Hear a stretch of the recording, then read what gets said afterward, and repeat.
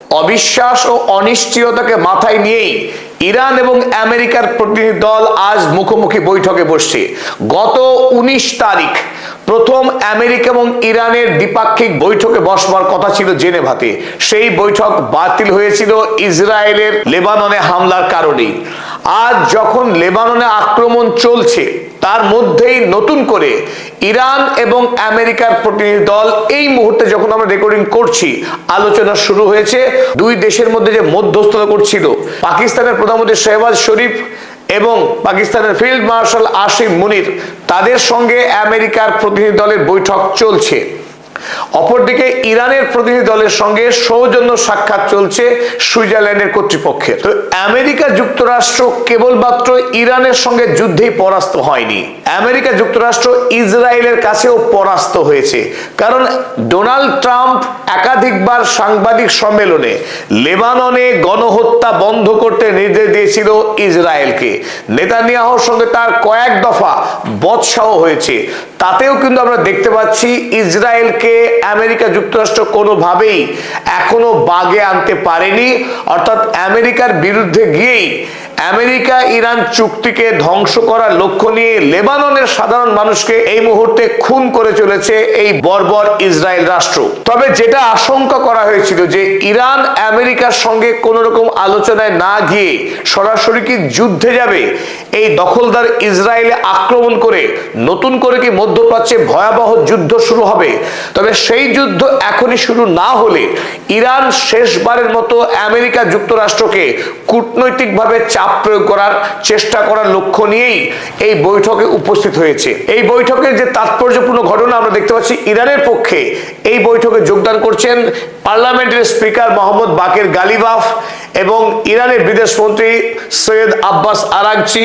তার সঙ্গে রয়েছে ইরানের সুপ্রিম ন্যাশনাল সিকিউরিটি কাউন্সিলের ডেপুটি হেড বাকেরি কানি এবং ইরানের সেন্ট্রাল ব্যাংকের গভর্নর হেমাতি রয়েছেন। এবং আরো উল্লেখযোগ্য, ইরানের সর্বোচ্চ ধর্মীয় নেতা আয়াতুল্লাহ মুস্তফা খামেনির নিজস্ব একজন প্রতিনিধি, তিনিও এই বৈঠকে অংশগ্রহণ করছেন। ওদিকে যথারীতি আমেরিকার পক্ষে উপস্থিত হয়েছেন আমেরিকার ভাইস প্রেসিডেন্ট জেডি ভ্যান্স এবং দুই চাঙ্গুমাঙ্গুর জড়ি স্টিভ উইটকফ এবং ডোনাল্ড ট্রাম্পের জামাই জারেড কুশনার, যাদেরকে ইরান বা বাকি বিশ্ব মনে করে জায়নিস্ট ডিপ্লোম্যাট।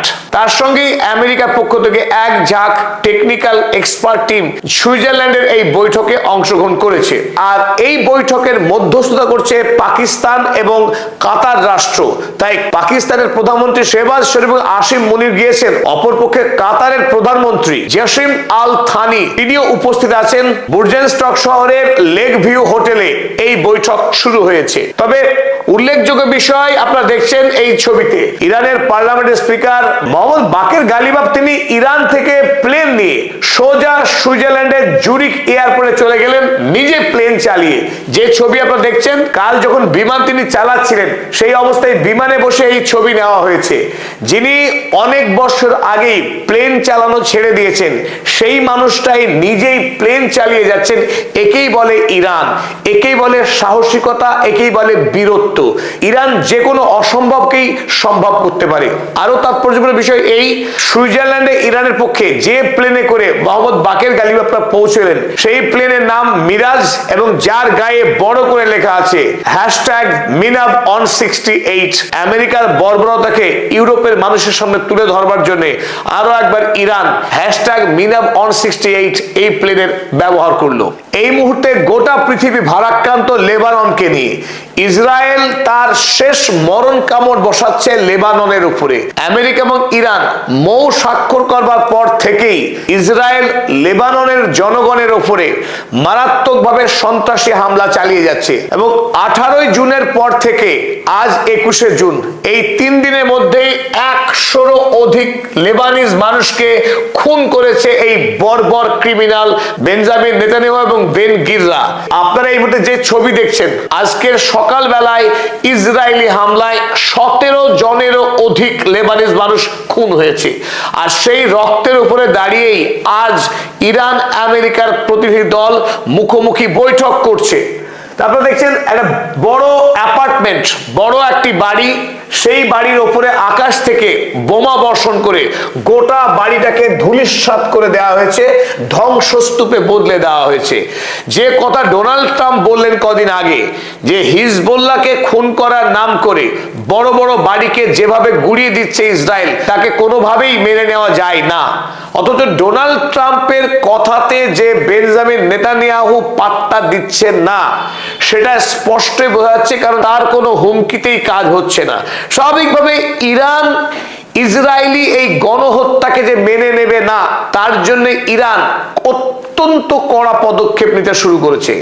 কারণ আমেরিকার সঙ্গে এই বৈঠকের প্রধান এজেন্ডাই হতে যাচ্ছে যে আমেরিকা ইসরায়েলকে আদৌ থামাতে পারবে কিনা। যদি না থামাতে পারে, ইরান এই চুক্তি মানতে বাধ্য নয়। আমেরিকার সঙ্গে যে চুক্তি ইরানের হয়েছে যুদ্ধ বন্ধের শর্তে, সেই শর্ত ইরান পালন করবে না, অর্থাৎ সরাসরি প্রত্যাঘাতে ইরান যেতে প্রস্তুত। সে কথায় আজ ইরানের পক্ষে আমেরিকার কূটনীতিকদেরকে জানিয়ে দেওয়া হবে। এবং এর পাশাপাশি লেবাননের পাশাপাশি আরো যেটা ভয়ঙ্কর, ইসরায়েল 2023 সাল থেকে গণহত্যা চালিয়ে একটা সমৃদ্ধ গাজা নগরীকে অনেক আগেই ধ্বংস করে দিয়েছে। সেই গাজা ভূমির মানুষ যখন টেন্টে বাস করছে, তাদের জল নেই, বিদ্যুৎ নেই, এমনকি খাবার বা ঔষধ পৌঁছানোর সমস্ত রাস্তা ব্লক করে রেখেছে এই মানবতার শত্রুরা। তারপরেও সেই নিরীহ মানুষ যখন খোলা আকাশের নিচে কোনো ক্রমে বেঁচে আছে, তাদের উপরে আবারও মারাত্মকভাবে বোমাবর্ষণ শুরু করেছে এই হত্যাকারী। এবং গত 24 ঘন্টায় গাজা ভূমিতে 9 জন মানুষকে খুন করেছে এবং 41 জন মানুষ মারাত্মকভাবে জখম হয়েছে। গত এক সপ্তাহ ধরেই গাজা ভূমির উপরে আক্রমণ অনেক গুণ বাড়িয়ে দিয়েছে ইসরায়েল। একটি প্রশ্ন এখানে জাগে, গোটা ইউরোপ মহাদেশ এবং আমেরিকা এতদিন ধরে যখন জায়নবাদী রাষ্ট্র হামাসের কথা বলে যুদ্ধ শুরু করেছিল গাজাতে, সেই হামাসের গল্প অনেক আগেই অতীত হয়েছে। কারণ বর্তমানে গাজা ভূমিতে কোনো দাঁড়িয়ে থাকা খাড়া বাড়ি পর্যন্ত নেই, না হাসপাতাল, বিশ্ববিদ্যালয়, কলেজ, স্কুল, কিচ্ছু নেই। তার ওপরেও এতদিন পরে ধারাবাহিক বোমাবর্ষণ চলে যাচ্ছে ইসরায়েল। ওদিকে ওয়েস্ট ব্যাংকের যে 2-1টা বাড়িঘর ছিল ফিলিস্তিনিদের, তার সিংহভাগ ইতিমধ্যেই দখল করে নিয়েছে ইসরায়েল। তারপরেও পশ্চিমী দুনিয়ার সরকারেরা এখনো কোনো কড়া স্যাংশন দেয়নি ইসরায়েলের উপরে। এখন প্রশ্ন, কবে এই ইসরায়েল রাষ্ট্রের উপরে স্যাংশন দেওয়া হবে, কবে ইসরায়েল রাষ্ট্রের বিরুদ্ধে যুদ্ধ ঘোষণা করা হবে? কারণ গোটা পৃথিবী এভাবে নির্বিকার থাকতে পারে না। লেবানন এবং গাজার মানুষকে যেভাবে খুন হতে হচ্ছে আজকের এই সভ্যতায় দাঁড়িয়ে, কোনোভাবেই তাকে মেনে নেওয়া যায় না।